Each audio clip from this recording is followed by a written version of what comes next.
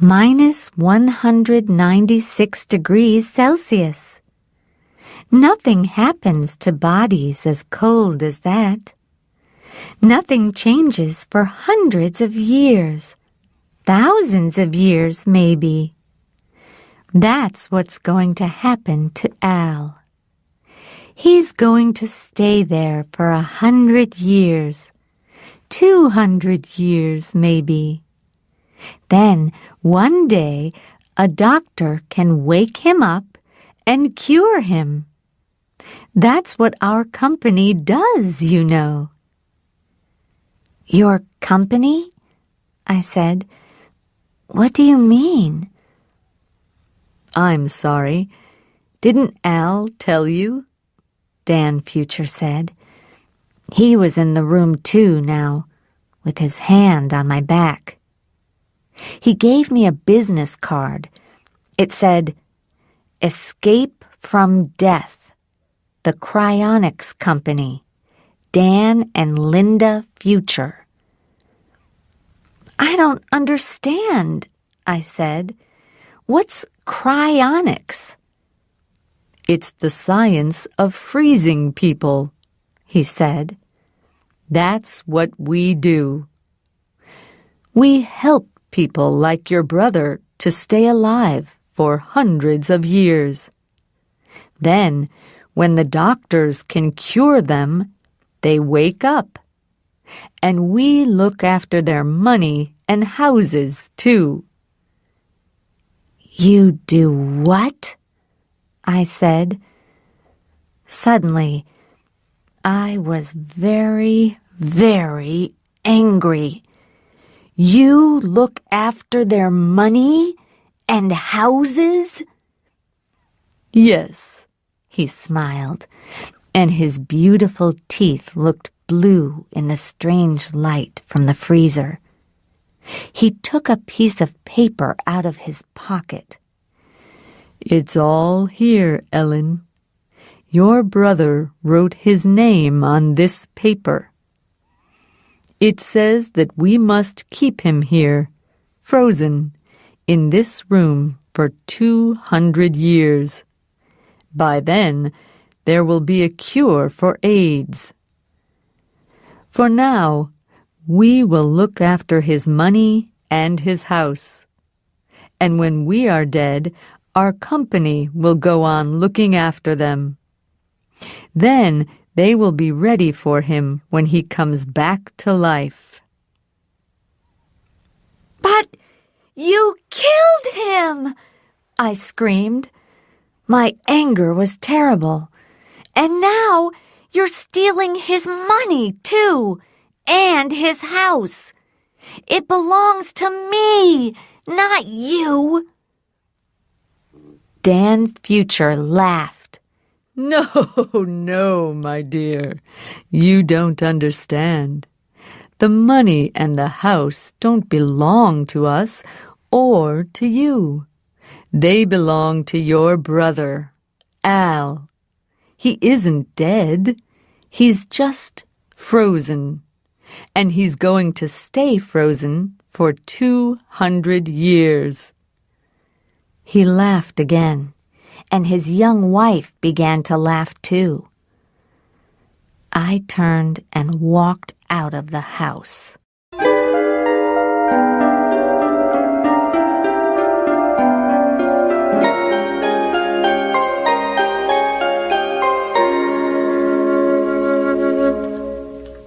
Chapter 6. The Key. Next day, the Futures sent me all the papers with Al's name on. I showed them to John. You need a lawyer, he said. These people are criminals. So I got a lawyer, but it didn't help.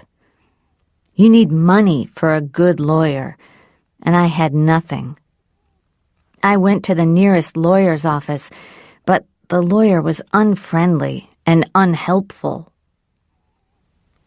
It costs $100 for half an hour, and you pay before we talk, he told me. When I gave him the $100, he took off his watch and put it on the table in front of him. He was a small man with not much hair and a white, tired face. His eyes were cold and gray, like stones. When I told him my story, he said, "It's not possible." "But it's true. Read this." He read the papers slowly, then smiled and looked at his watch. "Well, this is very interesting," he said. "I agree. These people are criminals. But to get the house, we have to show that your brother is dead." "So, how can we do that?" "Well, we can ask scientists to say that cryonics doesn't work. But the futures are going to have other scientists who say it does work. So we need a doctor to look at your brother's body and say he's dead. That's a better idea." I laughed. How can a doctor look at the body? It's frozen to minus 196 degrees Celsius. It's just a piece of ice. "Yes, well, that is difficult, Ms. Shore. I do see that." The lawyer looked at his watch again. "It's difficult, but that's what we need to do. But—" He looked at the papers again. "Before we begin, I have to tell you that Dan Future's lawyer is one of the best in the country. Maybe I can win, and maybe I can't. But it's going to cost you a lot of money." "How much?" I asked. $50,000 at first. Maybe a lot more later. I stood up slowly. "Forget it," I said. I only had $300 in the bank, and there was no food in the house. I looked at the lawyer's old, tired face. "I can't win, can I? Because I don't have any money.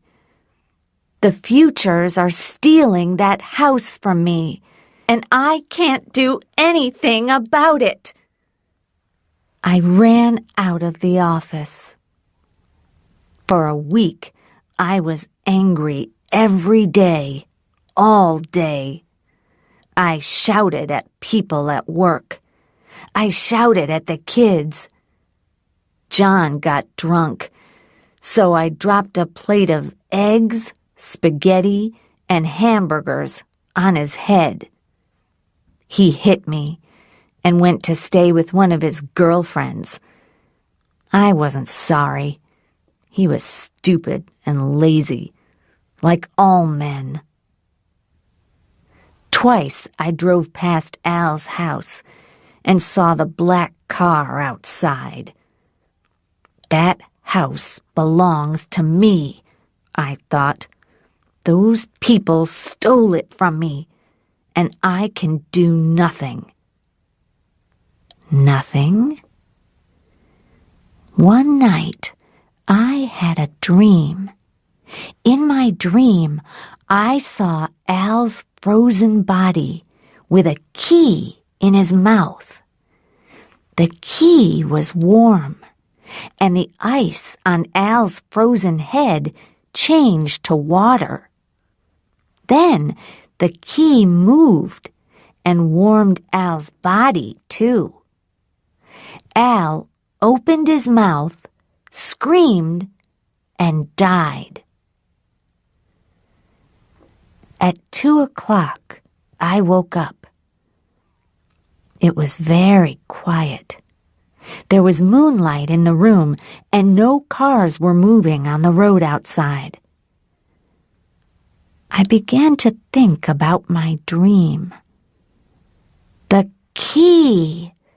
Of course! Suddenly, I had a plan. I got up, put on a black shirt and jeans, and drove to Al's house. The big black car was outside, but there were no lights on in the house. I left my car 200 yards away and walked quietly to the door. The Futures didn't know that I had a key. I opened the door very quietly and went into the big living room. There was no sound. Everyone was asleep. My key opened the music room, too. It opened all the doors in the house. I went in and looked at Al. He was still there, the silver body and icy blue face in the glass case. The room was full of blue light and the quiet noise of electricity. Electricity, that was the thing. Al needed electricity in here for his music. And of course, the freezer needed a lot of electricity, too. Beside the freezer was a big electric switch. I put my hand on the switch and smiled. "Goodbye, Al," I said. Then I switched the electricity off. The blue lights went off, and the quiet noise stopped. It was very dark, but I didn't go. For a long time, I just stood there. I wanted to be sure.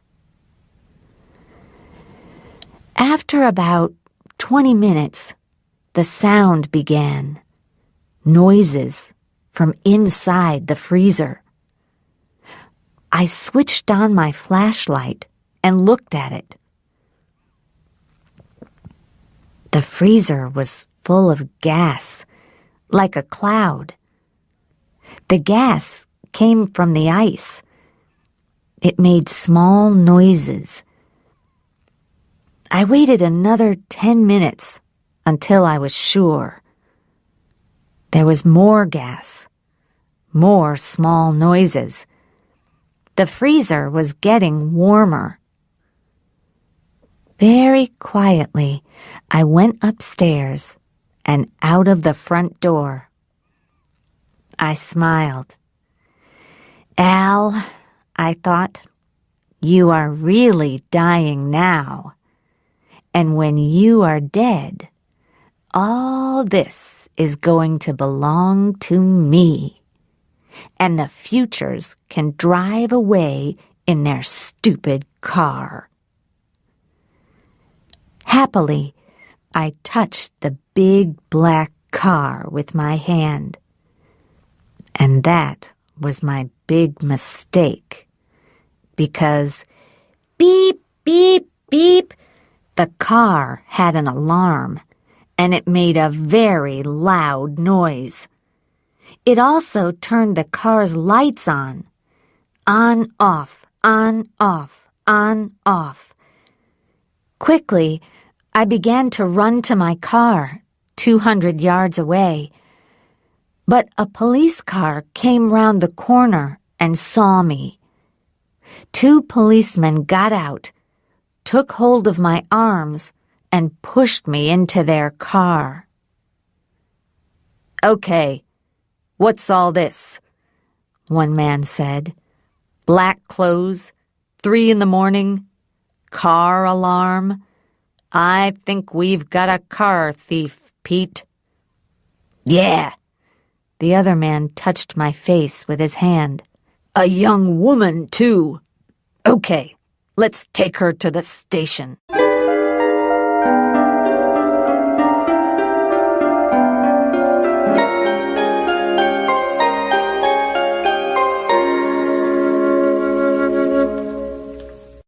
Chapter 7. In Court. I arrived at the police station at 3:15 a.m. and said nothing. The Futures arrived at 3:45. It was our car, Dan said. Someone tried to steal it. Yeah, okay, sir, a policeman answered. We've got the woman here. Then I said, You stole my house, so I wanted to steal your car. That's okay, isn't it? It wasn't true, but it gave me time. While we were all talking in the police station, Al was getting warmer every minute. So we talked angrily from 4 a.m. until 5. I loved it.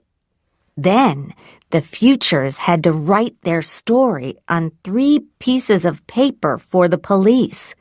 So it was after 6 o'clock when they went back to the house.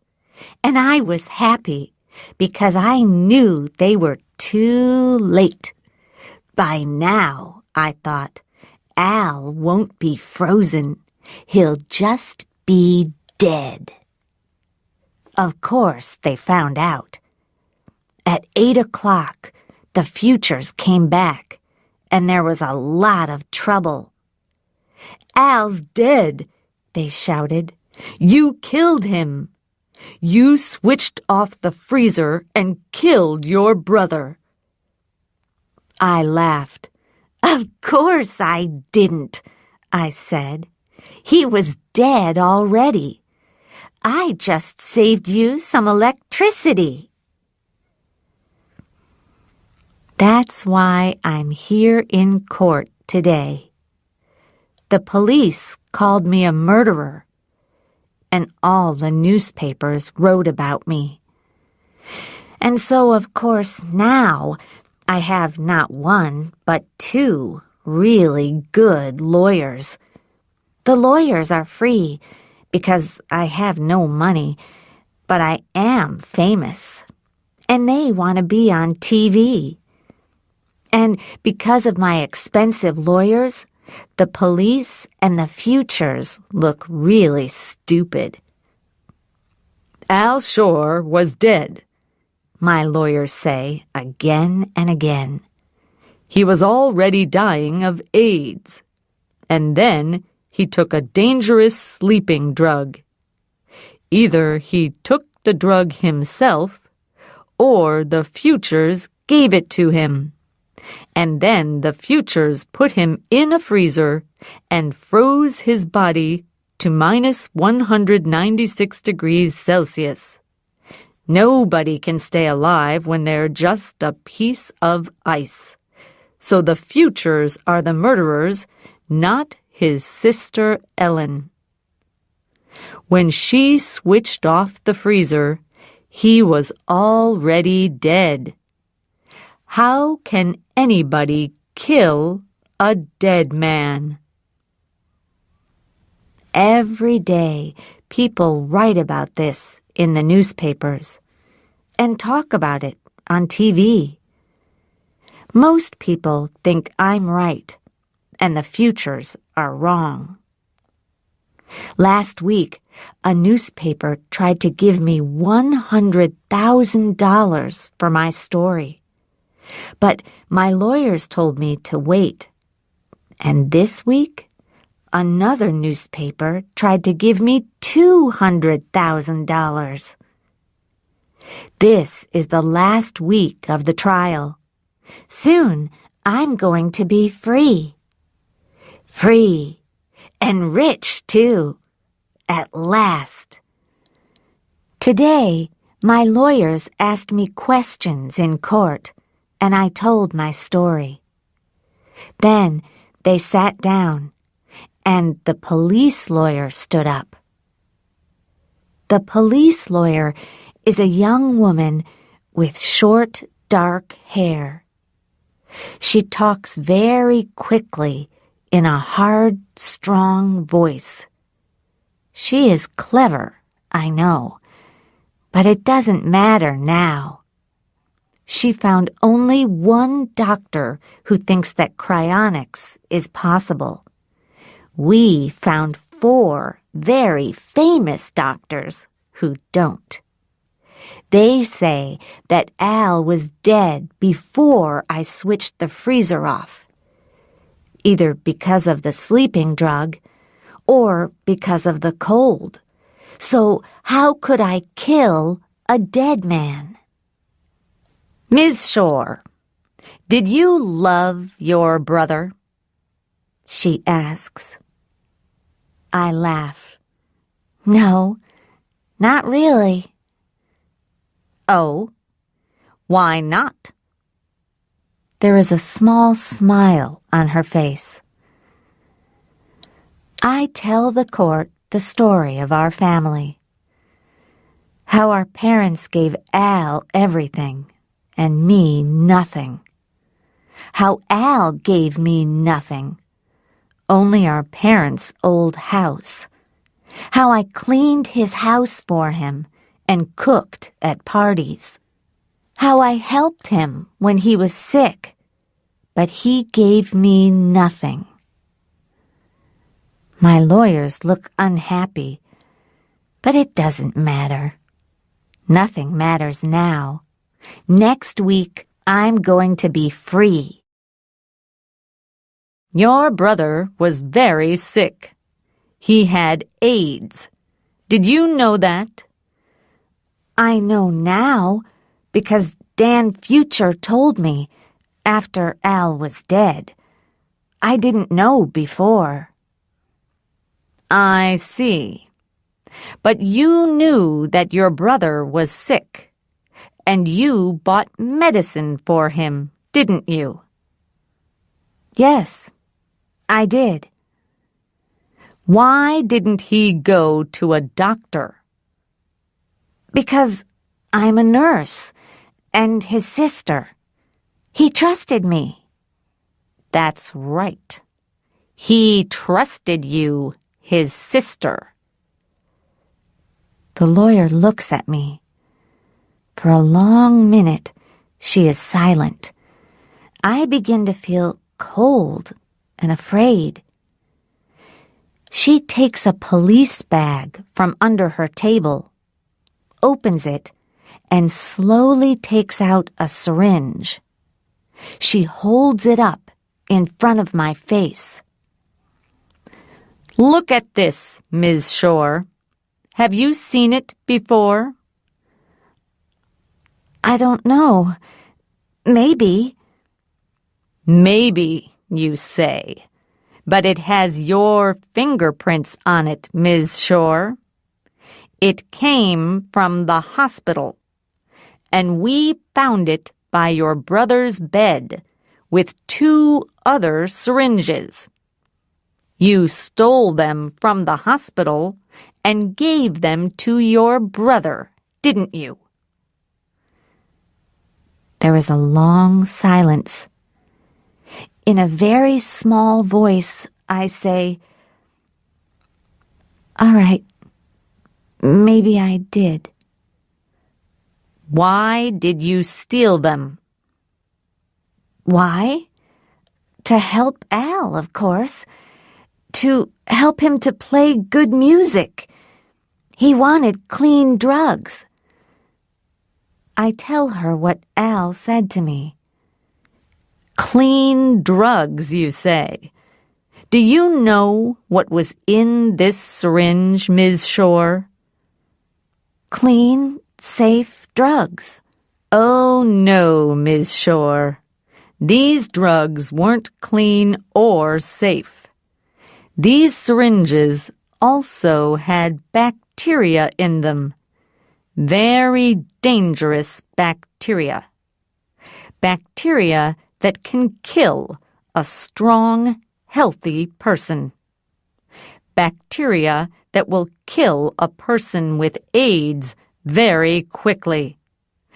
And perhaps a while ago, who knows, there was another syringe, a dirty syringe, not from a hospital, but from a drug user in the streets, a syringe that gave your brother AIDS. The police lawyer puts the syringe down on the table and looks at me again. But we found these 3 syringes by your brother's bed, with your fingerprints on them. Do you know why they had these dangerous bacteria in them? No, of course not. Don't you, Ms. Shore? Well, that's strange, because I know why they were there. And I think everyone in this courtroom knows why they were there, too. You hated your brother, didn't you? Because he was rich and you were poor. And he gave you nothing. And you stole drugs and syringes for him because he trusted you. He trusted you, his sister, the nurse. She looks at the people in the court, a small smile on her young face. But that was your brother's big mistake, wasn't it, Ms. Shore? You wanted him to die because you wanted his money and his big house, just like the Futures. So, you gave him syringes with dangerous bacteria in them because you wanted to kill him. The court is very quiet now, and everyone is looking at me. But there is nothing I can say. Nothing. Because it is all true. You didn't kill your brother when you switched off the freezer, Ms. Shore. We all know that now. But you were trying to kill him. Slowly, week by week, month by month, you were trying to murder him. Dirty syringes, dirty drugs, dangerous bacteria. You wanted to give him a slow, terrible death. I think that this court will want to send you to prison for a very long time, Ellen Shore. I look around the courtroom at the faces. Hundreds of eyes are looking at me, and they all hate me. All of them. No one understands me. No one loves me. No one wants to save me. No one. I feel nothing at first. Then I begin to feel cold, like ice, like a body in a freezer.